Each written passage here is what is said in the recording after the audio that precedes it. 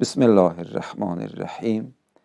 İmam-ı Sadiq əleyhissalamın digər din nümayəndələri və digər məzhəbin ardıcılları ilə rəftarına baxdıqda doğrudan İmam-ı Sadiq əleyhissalamın qəlbinin genişliyinə biz varmış olarıq. İmam müxtəlif məzhəb nümayəndələri ilə görüşürdü və insanlar məzhəbindən asılı olmayaraq İmam-ı Sadiq əleyhissalamın evinə və elm süfrəsinə müraciət edirdilər. Bu ki, biz eşitmişik, İmam-ı Sadiqin 4000 şagirdi olub. Bu şagirdlər hamısı imamın vilayətin qəbul edən və etiqadi cəhətdən yüksək səviyyədə insanlar olmayıblar. Bəli, olublar Hişamlar, Əbu Bəsirlər, Zürarələr, imamın onlara xüsusi dərsləri olub.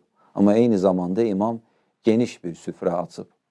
İmam-ı Sadiq əleyhissalam digər nümayəndələr və hətta dinsizlərlə imamın süfrəsinə gələrlərmiş, elm süfrəsinə və imam məntiqlə, dəlillə, argumentlə və özünə məxsus hövsələ ilə, səbirlə bu insanlarla keçinərlərmiş.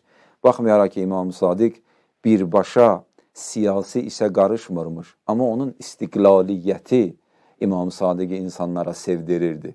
Müstəqil olmağı, hökumətə bağlı olmamağı və bütün bu İmam-ı Sadiqin əxlaqı qarşısında nəhayət hakimiyyət tab gətirə bilmədi və İmam-ı Sadiqi şəhid elədi və hətta Mənsur-ı Dəvaniqi bu qədər İmam-ı Sadiqə olan xəbasəti ilə yanaşı İmam-ı Sadiq şəhid olanda dedi ki, bundan sonra fiqh və fəqahət öldü. İmam-ı Sadiqi fəqahətin o bariz məzhəri görürdü.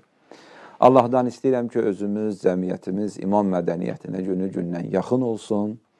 İnşallah. Vəssalamu aleykum və rəhmətullah.